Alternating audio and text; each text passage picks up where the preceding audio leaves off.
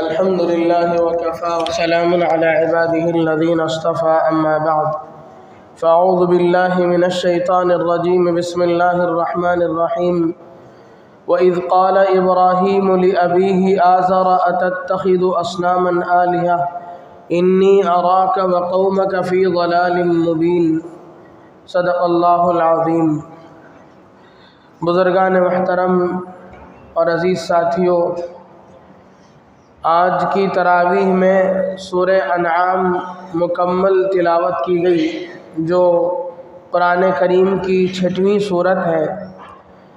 اس سورت میں تقریباً اللہ تبارک و تعالیٰ نے اس سورت میں تقریباً 18 انبیاء کرام علیہم السلام کا ذکر فرمایا، جن میں سے قدر تفصیل کے ساتھ حضرت سیدنا ابراہیم علیہ السلام کا ذکر ہوا۔ حضرت سیدنا ابراہیم علیہ السلام کا تذکرہ قرآن کریم میں ان انبیاء کرام علیہم السلام میں سے حضرت ابراہیم علیہ السلام کا شمار ہے، جن کا قرآن کریم میں تفصیل سے ذکر کیا گیا ہے۔ حضرت ابراہیم علیہ السلام کا تذکرہ بھی قرآن کریم کے مختلف صورتوں میں مختلف مقامات میں تفصیل کے ساتھ ذکر موجود ہے۔ سورہ انعام میں بھی قدر تفصیل ہے۔ حضرت سیدنا ابراہیم علیہ السلام آج سے تقریباً 4,2500 سال پہلے بابل کے علاقے میں پیدا ہوئے، اور اس کے بعد انہوں نے کنعان نام کے کسی علاقے کی طرف ان کا خاندان ہجرت کر کے گیا، جس علاقے میں شرک بت پرستی کے ساتھ ساتھ بطور خاص ستارہ پرستی کا رواج عام تھا۔ لوگ ستارے کی پوجا کرتے تھے۔ کہتے ہیں کہ جس شہر میں حضرت سیدنا ابراہیم علیہ السلام کی پرورش ہوئی، اس علاقے میں 7 ستاروں کے مجسمے بنائے گئے تھے۔ ستاروں کا ایک کوئی فرضی شکل ہوتی ہے لوگوں کے درمیان میں، تو اس شکل سے 7 مجسمے بنائے گئے تھے۔ الغرض ان کے والد گرامی حضرت ابراہیم علیہ السلام کے والد، جن کا نام تاریخ بتایا جاتا ہے، جن کا لقب آزر ہے، اسی لقب سے قرآن کریم نے ان کو یاد کیا ہے۔ بعض مورخین کہتے ہیں کہ آزر تاریخ ان کے والد گرامی تھے اور آزر ان کے چچا تھے، جن کا تذکرہ قرآن کریم میں ہے۔ عرب میں چچا کو باپ کہنے کا، والد کہنے کا رواج ہے، اس اعتبار سے ان کو ابن کہا گیا، باپ کہا گیا۔ یہ جو آزر تھے، ان کے خاندان کے سربراہ، بڑے باپ ہوں کہ چچا، ان کا کام تھا بت سازی، بت تراشنا، بتوں کو تراشنا اور اسے فروخت کرنا۔ پورا علاقہ بت پرستی میں، ستارہ پرستی میں ملوث تھا، اسی کا رواج تھا، اسی کا چلن تھا۔ حضرت ابراہیم علیہ السلام نے شروع سے ہی اللہ نے ان کے اندر وحدانیت کو ان کے دل میں بٹھایا تھا۔ حضرت ابراہیم وحدانیت کے علم بردار بن کر کے کھڑے ہوئے۔ بعد میں حضرت سیدنا ابراہیم علیہ السلام کو اللہ تبارک و تعالیٰ نے نبوت سے بھی سرفراز فرمایا۔ حضرت سیدنا ابراہیم علیہ السلام کا جو تذکرہ ان آیات میں ہے، اس میں اللہ تبارک و تعالیٰ فرماتے ہیں وَإِذْ قَالَ إِبْرَاهِيمُ لِأَبِيهِ آزر۔ یاد کیجئے اس وقت کو جب کہ حضرت سیدنا ابراہیم علیہ السلام نے اپنے باپ آزر سے، اپنے خاندان کے بڑے آزر سے کہا أَتَتَّخِذُ أَصْنَامًا آلِهَةً، کیا آپ بتوں کو خدا مانتے ہو؟ اس کے بعد حضرت ابراہیم علیہ السلام کے اور تذکرے قرآن کریم میں ہے کہ حضرت سیدنا ابراہیم علیہ السلام اپنی قوم کو ایک خدا کی طرف کس طریقے سے سمجھا کر کے دعوت دیتے تھے۔ یہاں ایک نقطے کی بات مفسرین نے لکھی ہے کہ یہاں حضرت سیدنا ابراہیم علیہ السلام کا پورا علاقہ بت پرستی میں، ستارہ پرستی میں تھا، اس کے باوجود حضرت سیدنا ابراہیم علیہ السلام نے شروع جو فرمایا، وحدانیت کی طرف بلانے کا آغاز جو فرمایا، وہ اپنے والد گرامی سے، اپنے گھر سے شروع فرمایا۔ حضرات انبیاء کرام علیہ السلام کی ارشاد رہی کہ وہ کوئی بھی دینی اور دعوتی کام جب بھی شروع کرتے ہیں اپنے گھر سے کرتے ہیں۔ اللہ کے نبی صلی اللہ علیہ وسلم کو بھی اس بات کی تلقین کی گئی تھی، وَأَنذِرْ عَشِيرَتَكَ الْأَقْرَبِينَ، آپ اپنے قریبی رشتہ داروں کو ڈرائیے اللہ سے، اللہ کے عذاب سے آپ ڈرائیے۔ تو یہ حضرات انبیاء کرام کا وتیرہ اور طریقہ تھا۔ ہر دعوت کی محنت اور دین کی محنت کرنے والے کو اس سے یہ سبق لینا چاہیے کہ ہم دنیا بھر میں چل پھر کر کے محنت ضرور کریں گے، لیکن سب سے پہلے اس نبوی طریقے کو اختیار کرتے ہوئے اپنی گھر کی خبر لیں گے، اپنے اولاد کی، اپنے گھر والوں کی، اپنے رشتہ داروں کی، اپنے چھوٹوں کی، اپنے بڑوں کی، ان کی سب سے پہلے۔ حضرات انبیاء کرام میں آپ دیکھیں، حضرت نوح علیہ السلام نے اپنے بیٹے کی فکر کی تھی، حضرت ابراہیم نے اپنے باپ کی فکر کی تھی، اور آپ علیہ السلام کو خاندان اور کنبے والوں کو سب سے پہلے ڈرانے کا حکم دیا گیا تھا۔ تو ایک نکتے کی بات مفسرین نے لکھی ہے کہ سب سے پہلے دعوتی کاموں کا آغاز آدمی کو اپنے گھرانے سے کرنا چاہیے۔ آدمی سب سے پہلے اپنے گھر میں اس کام کا آغاز کرے۔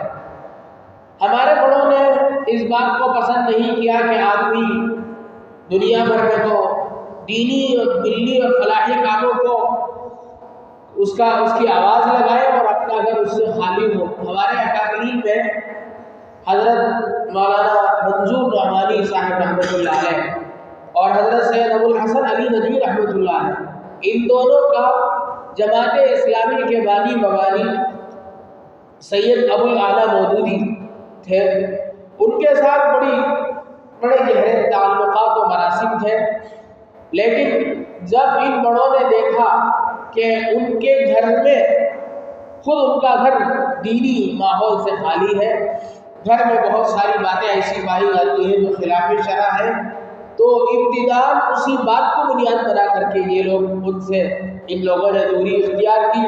بعد میں چل کر کے پتہ چلا کہ ابو الاعلیٰ مودودی کے نظریات ہی کچھ اور ہیں۔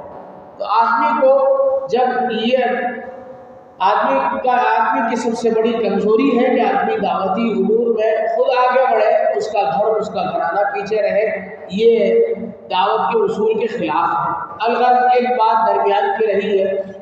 اب حضرت سیدنا ابراہیم علیہ السلام کو ہم دیکھیں، حضرت سیدنا ابراہیم علیہ السلام نے اپنے قوم کو، اپنے رشتہ داروں کو، اپنے علاقے کے لوگوں کو مختلف طریقوں سے سمجھانے کی کوشش کی۔ قرآن کریم میں تذکرہ موجود ہے، فَلَمَّا جَنَّ عَلَيْهِ اللَّيْلُ، جب رات چھا گئی تو حضرت سیدنا ابراہیم نے اپنے لوگوں سے کہا، اپنے قوم کے لوگوں کو بلایا، کہا کہ دیکھو یہ ستارہ ہے جس کی تم پرستش کرتے ہو۔ فَلَمَّا جَنَّ عَلَيْهِ اللَّيْلُ رَأَىٰ كَوْكَبًا، ستارے کو دیکھا، قَالَ هَٰذَا رَبِّي، کہا یہ ہو سکتا ہے جسے تم رب کہتے ہو یہ میرا رب ہو۔ فَلَمَّا أَفَلَ، صبح ہوتے ہوتے جب ستارے آسمان سے غائب ہو گئے تو انہوں نے کہا، لَا أُحِبُّ الْآفِلِينَ، اس طریقے سے ڈوب جانے والے، ختم ہو جانے والے کو میں پسند نہیں کرتا۔ اگلے دن پھر اپنے علاقے قبیلے والوں کو بلایا، چلو دیکھتے ہیں، آسمان پہ ہی تلاش کرتے ہیں اپنے رب کو۔ دیکھو فلما القمر، اگلے دن انہوں نے ذرا اور ترقی کی اور کہا کہ دیکھو چاند کو دیکھو، فلما القمر بازغا، جب چاند کو دیکھا کہ وہ روشن ہے، پورے علاقے میں روشنی بکھیر رہا ہے، تو انہوں نے کہا ہو سکتا ہے یہ خدا ہو۔ قال هذا ربی، فلما افل قال لئن لم يهدني ربي لأكونن من القوم الظالمين، فرمایا کہ یہ بھی ختم ہو گیا، اگر ایسا ہی یہ سلسلہ ہے تو اللہ نے مجھے بتایا، اگر اللہ کی صحیح رہبری اور رہنمائی نہ ہوتی تو میں بھی تمہاری طرح ہی چیزوں کو پوچھتا ہوا رہ جاتا۔ صبح کو جب صبح کا چاندنا ہوا، سورج نکلا تو پھر لوگوں کو انہوں نے جمع کیا اور پھر لوگوں کو سوچنے پر مجبور کیا کہ دیکھو چاند بھی غروب ہو گیا، اس کی روشنی دھیمی تھی، اب سورج کو دیکھو، اس کی دو روشنی میں تیزی بھی ہے، اس میں چمک و دمک بھی ہے، اس میں تپش و حرارت بھی ہے، ذرا اس میں غور کر کے دیکھتے ہیں، ہو سکتا ہے یہ تمہارا خدا ہو اور ہمارا خدا ہو۔ فلما رأى الشمس بازغة قال هذا ربي هذا اکبر، یہ تو اس سے بڑا ہے۔ تو جب سورج بھی غروب ہو گیا، فلما افلت، جب سورج بھی غروب ہو گیا تو حضرت ابراہیم علیہ السلام نے لوگوں کو اس بات پر سوچنے پر مجبور کیا کہ دیکھو سورج بھی ڈوب گیا ہے، تمہیں اس بات پر غور کرنے کی ضرورت ہے کہ یہ چیز کسی اور کے کنٹرول میں ہے، جس چیز کو کوئی اور آپریٹ کر رہا ہو، کوئی اور چلا رہا ہو، وہ کیسے خود خدا ہو سکتا ہے، ذرا غور کرو۔ اپنے قوم کو انہوں نے سمجھایا۔ یہ وحدانیت کا کام حضرت سیدنا ابراہیم علیہ السلام کرتے رہے یہاں تک کہ ان کے علاقے میں مشہور ہو گئے۔ ایک مرتبہ کا واقعہ بعد میں قرآن کریم کی دوسری آیتوں میں دوسری جگہ موجود ہے حضرت سیدنا ابراہیم علیہ السلام کا، کہ ایک مرتبہ ان کے علاقے میں کوئی میلہ لگا، مذہبی لائن کا کوئی میلہ، جسے ہمارے علاقائی زبان میں غیر مسلم لوگ ترڑا کہتے ہیں۔ اس طرح کا کوئی بڑا میلہ لگا بت پرستی کی لائن سے، بتوں کی پوجا پاٹ کے لائن سے، سارے لوگ وہاں جانے لگے، ان کو بھی بلایا لوگوں نے آ کر کے۔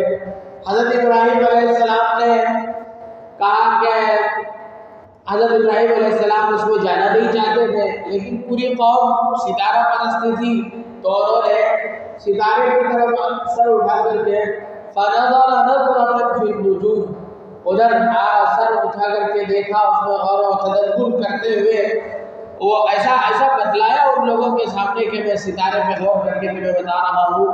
فرمایا انی سقیم، میں بیمار ہوں، میں نہیں آ سکتا۔ چنانچہ یہ لوگ چلے گئے۔ بعد میں فراغ الی آلہتہم، حضرت سیدنا ابراہیم علیہ السلام اپنے علاقے کے درمیان میں جو بہت بڑی مندر تھی وہاں گئے۔ مندر میں جا کر کے انہوں نے دیکھا کہ بہت سارے بت ہیں، ایک بہت بڑا بت درمیان میں بٹھایا گیا ہے، ہر بت کے درمیان میں لوگوں نے نذرانے رکھے ہوئے ہیں، مکھیاں آ رہی ہیں کھا رہی ہے، دوسرے کیڑے مکوڑے تو کھا رہے ہیں، وہ بت کھا نہیں رہے ہیں جن کے سامنے رکھی گئی یہ سب چیزیں۔ حضرت ابراہیم نے ان سے پوچھا الا تاکلون، کھاتے کیوں نہیں؟ تمہارے سامنے ہی کوئی چیزیں رکھی گئی، تمہارے ماننے والوں نے تمہارے لیے تو رکھا ہی ہے، ارے کھاتے کیوں نہیں؟ تو وہ آخر بت ہے، وہ کیا بولتے ہیں ان کے سامنے؟ بتوں کو خاموش دیکھ کر کے حضرت ابراہیم کو غصہ آیا، انہوں نے کہا ایک کام کرتے ہیں، کلہاڑا لیے سارے بتوں کا سر قلم کیا اور سب سے بڑا بت تھا اس کا بھی سر اڑایا اور اس کے کاندھے پہ رکھ کے چھوڑ دیا اور چلے آئے۔ بعد میں پروگرام ختم ہونے کے بعد لوگ اپنے علاقے کو واپس لوٹ کر کے لوگوں نے جا کر کے اپنے مندر میں، علاقائی مندر میں جا کر کے دیکھا تو بے حال ہے، پورے مندر کے سارے بتوں کے سر کٹے پڑے ہیں، کسی کا ہاتھ نہیں ہے، کسی کا پیر نہیں ہے، کسی کے تو سر ہی نہیں ہے۔ تو لوگ پریشان ہوئے کس نے کام کیا ہے؟ تو ان لوگوں نے یہ طے کیا کہ ہمارے علاقے میں ایک لڑکا رہتا ہے جس کا نام ابراہیم ہے، وہی ہمارے بتوں کے خلاف ہمیشہ کچھ نہ کچھ کہتا تھا، ہو سکتا ہو یہ اسی کی کارستانی ہے۔ اس کے بعد لوگوں نے پھر اسے حضرت سیدنا ابراہیم علیہ السلام کو پکڑا اور ان لوگوں ان سے مناظرہ کیا۔ حضرت ابراہیم نے کہا کہ تم اپنے بتوں سے ہی پوچھ لو یہ کس کی کارستانی ہے، تو وہ لوگ غصے میں آ گئے، یہ کیسے بول سکتے ہیں؟ حضرت ابراہیم نے پھر سمجھایا کہ دیکھو جو بت نہ اپنا دفاع کر سکتے ہیں، نہ اپنے خلاف کچھ گواہی دے سکتے ہیں، نہ کسی کے خلاف اپنے حق میں کوئی گواہی دے سکتے ہیں، ایسے بتوں کی بھی تم کیسے پوجا کر لیتے ہو؟ لیکن قوم نے نہیں مانی۔ بالآخر یہ لوگ اپنے علاقے کے بادشاہ سے ان لوگوں نے کہا، پھر وہ آگ مشہور واقعہ ہے، آگ روشن کی گئی، بڑی آگ تھی جس میں حضرت سیدنا ابراہیم علیہ السلام کو ڈالا گیا، لیکن اللہ کی طرف سے حکم ہوا یا نار کونی بردا وسلام علی ابراہیم، اے آگ ابراہیم علیہ السلام پر ٹھنڈی اور سلامتی والی ہو جائے۔ پھر وہ اللہ تبارک و تعالیٰ کے قدرت کے کرشمے نظر آئے، حضرت ابراہیم علیہ السلام اس سے صحیح زندہ سالم نکل آئے۔ تو یہ آزمائشیں حضرت سیدنا ابراہیم علیہ السلام کے ساتھ ہوتی رہی۔ حضرت سیدنا ابراہیم علیہ السلام کے ساتھ شروع زمانے سے ہی اللہ تبارک و تعالیٰ کا آزمائش کا معاملہ رہا۔ اللہ تبارک و تعالیٰ اپنے ان بندوں کو جو اپنے دین کا کام کرتے ہیں ان کو ہمیشہ آزماتے ہیں۔ اللہ کے نبی صلی اللہ علیہ وسلم نے فرمایا اشد الناس بلاء الانبیاء، سب سے زیادہ آزمائشیں جن کو آئیں گی وہ انبیاء ہوں گی، اور حضرت سیدنا ابراہیم ابو الانبیاء تھے، انبیاءوں کے باپ تھے، کئی نبیوں کے باپ تھے۔ اس لیے کہ حضرت سیدنا ابراہیم علیہ السلام کی دو مشہور اولاد ہیں، حضرت اسماعیل اور حضرت اسحاق علیہ السلام۔ حضرت اسحاق علیہ السلام کا دوسرا نام ہی اسرائیل ہے، اور انہی سے پوری قوم بنی اسرائیل ہے، اور بنی اسرائیل میں ہزاروں انبیاء کرام علیہ السلام آئے۔ جتنے انبیاء حضرت ابراہیم جب بنی اسرائیل میں آئے سب گویا کہ حضرت ابراہیم کی نسل سے ہوئے۔ دوسرے حضرت اسماعیل علیہ السلام، ان کی نسل میں کوئی نبی نہیں آیا، سب سے آخر میں میرے اور آپ کے آقا جناب محمد الرسول اللہ صلی اللہ علیہ وسلم بنو اسماعیل سے آئے، اسی لیے کہا گیا ابو البشر حضرت ابراہیم علیہ السلام۔ اور بھی بہت ساری خصوصیات حضرت سیدنا ابراہیم کی تھی، اور بھی بہت ساری آزمائشیں، جیسا کہ قربانی میں اپنی اولاد کو پیش کرنے کا جو مشہور قصہ ہے وہ بھی وہ آزمائش بھی حضرت ابراہیم کے ساتھ ہوئی۔ حضرت ابراہیم علیہ السلام کی ایک خصوصیت تو وحدانیت پر بہت خوب انہوں نے جم کر کے کام کیا۔ دوسری خصوصیت حضرت سیدنا ابراہیم علیہ السلام کی یہ تھی کہ وہ بڑے مہمان نواز تھے، بڑے ہی مہمانوں کا بڑا خیال رکھنے والے تھے۔ اسی لیے سیدنا ابراہیم علیہ السلام کو ابو الضیفان کہا گیا کہ یہ مہمانوں کے باپ ہیں، مہمانوں والے ہیں، کثرت سے مہمانوں کی انتہا آمد و رفت ہے۔ کبھی کوئی مہمان اپنے ساتھ نہیں دیکھتے تو وہ پریشان ہو جاتے ہیں اور یہ خیال کرتے کہ ہو سکتا ہے میرا اللہ مجھ سے ناراض ہے کہ کوئی مہمان میرے خدمت تک نہیں پہنچا۔ چنانچہ جب اللہ تبارک و تعالیٰ نے ان کو اولاد کی خوشخبری دینے کا اللہ نے فیصلہ کیا تو فرشتوں کی جماعت کو ان کے پاس بھیجا، تو انہوں نے بھی حضرت ابراہیم نے ان فرشتوں کی جماعت کو بھی مہمان ہی سمجھا۔ قرآن کریم میں پارے حامیم کے آخر میں یہ سورہ الذاریات کے درمیان میں واقعہ موجود ہے جس میں هل اتاک حدیث ضیف ابراہیم المکرمین موجود ہے آیت، جس میں فرمایا گیا کہ حضرت ابراہیم علیہ السلام کے مکرم اور معزز مہمانوں کا تذکرہ تمہیں پہنچا۔ یہ حضرت ابراہیم علیہ السلام نے ان فرشتوں کو مہمان سمجھا۔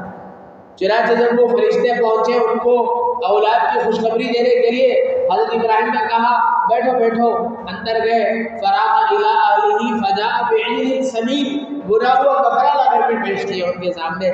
فرشتے تھے، فرشتوں کا کام نہ کھانا ہے، نہ پینا ہے، نہ سونا ہے، وہ ساری چیزوں سے پاک ہے۔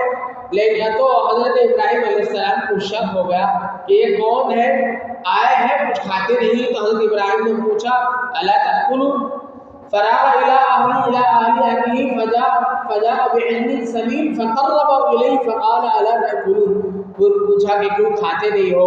تو ان لوگوں نے کہا کھانا پینا ہمارا کام نہیں ہے، ہم آئے ہیں آپ کے پاس خوشخبری دینے کے لیے۔ فبشرناہ بغلام حلیم، ہم ایک بردبار لڑکے کی، ایسے لڑکے کی جو صبر و تحمل کا پہاڑ ہوگا، اس کی خوشخبری لے کر کے آئے ہیں۔ تو یہ واقعہ اللہ تبارک و تعالیٰ نے ان کی مہمان نوازی کو بتلانے والا واقعہ بھی پیش فرمایا۔ حضرت ابراہیم علیہ السلام بہت ہی خصوصیات کے حامل تھے جس کی وجہ سے مختلف لوگ، مختلف طبقے کے لوگ، یہودی، نصرانی، مسلمان، سب ان کو اپنا بڑا سمجھتے تھے۔ اللہ تبارک و تعالیٰ نے ان سب کی نفی فرمائی، فرمایا ما کان ابراہیم یہودیا ولا نصرانیا، ابراہیم نہ تو یہودی ہے نہ نصرانی ہے، ولکن کان حنیفا مسلما، بلکہ وہ ان سب سے ہٹے کٹے مشرک اور بت پرستی سے الگ ہو کر کے وہ مسلمان تھے، ہمارے سربراہ تھے۔ انہی سے ملت ابراہیمی چلتی ہے، ابراہیمی ملت کی بنیاد انہی سے ہے۔ ہم سب اللہ کے نبی صلی اللہ علیہ وسلم پر درود بھیجتے ہوئے ہر نماز میں دعا کرتے ہیں درود ابراہیمی پڑھ کر، جس میں دعا کرتے ہیں اللہم صلی علی محمد وعلی آل محمد کما صلیت علی ابراہیم وعلی آل ابراہیم۔ اللہ رحمت نازل فرما محمد صلی اللہ علیہ وسلم پر اور ان کی نسل پر، ان کے آل و اولاد پر، جیسا کہ آپ نے رحمت نازل فرمائی حضرت سیدنا ابراہیم پر اور ان کے خاندان والوں پر۔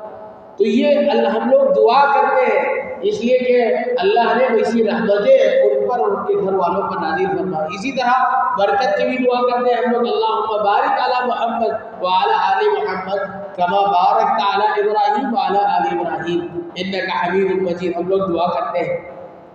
تو یہ دعا بھی اس لیے کرتے ہیں کہ اللہ نے ان کے اندر بڑی برکتیں حضرت ابراہیم کو عطا فرمائی، ان کی نسل میں اللہ نے، ان کی نسلوں میں اللہ تبارک و تعالیٰ نے برکت نازل فرمائی، ان کی نسلوں میں بہت سارے انبیاء پیدا فرمائے۔ تو یہ حضرت سیدنا ابراہیم علیہ السلام کا مختصر سا تذکرہ ان آیات میں ہے، جس میں آخر میں چل کر حضرت سیدنا ابراہیم یہ لوگوں کو سمجھاتے ہوئے کہتے ہیں کہ میں ان سب سے بیزار ہوں، انی وجہت وجہی للذی فطر السماوات والارض حنیفا۔ ہم لوگ ہر نماز میں اسے نیت کرتے ہوئے نماز سے پہلے پڑھتے ہیں۔ نماز میں پڑھی جانے والی یہ سب چیزیں ان میں بھی غور کرنے کی ضرورت ہے۔ یہ تفسیر کے حلقے کا یہی فائدہ ہوتا ہے کہ قرآن کریم میں کیا کیا چیزیں پڑھی جاتی ہیں، کیسی کیسی آیات آتی ہے، ہمارا دل لگے گا۔ آج درود ابراہیمی کا مختصر سا خلاصہ ہمارے سامنے آیا، ہم لوگ جب بھی اتحیات میں پڑھیں گے ہم اسے سوچیں گے، اس کا اور اس طرف ہمارا دماغ جائے گا، ہمارا دل کھلے گا، دل لگے گا نماز میں۔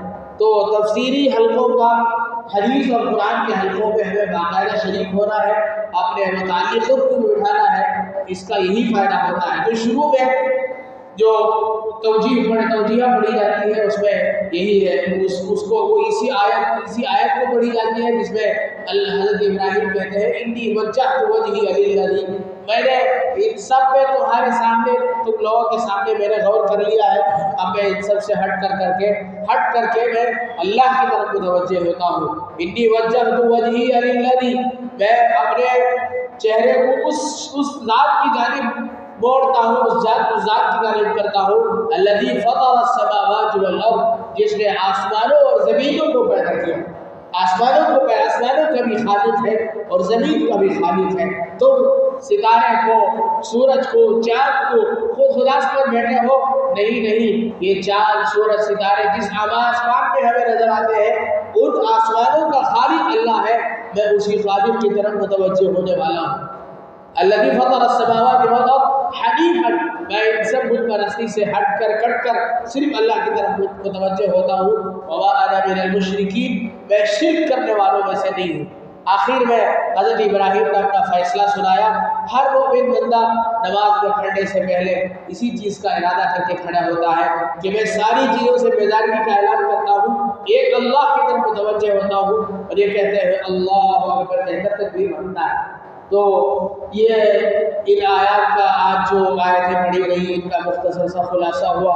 اللہ تبارک و تعالیٰ سے دعا ہے کہ اللہ تبارک و تعالیٰ ان آیات کے ذیل میں جو باتیں ہیں کہیں گئی، کہنے والے کو بھی، سننے والوں کو بھی عمل کی توفیق نصیب فرمائے، اور قرآن کریم کو اس کے جتنے حقوق ہیں، تلاوت ہے، اسے سمجھنا ہے، اس پر عمل کرنا ہے، اور اسی طرح اس پر ایمان لانا ہے اور اسے دوسروں تک پہنچانا ہے۔ تمام حقوق پر اللہ تعالیٰ ہم سب کو عمل کرنے کی، ان حقوق کی ادائیگی کی توفیق نصیب فرمائے۔ آمین۔ وآخر دعوانا الحمد للہ رب العالمین۔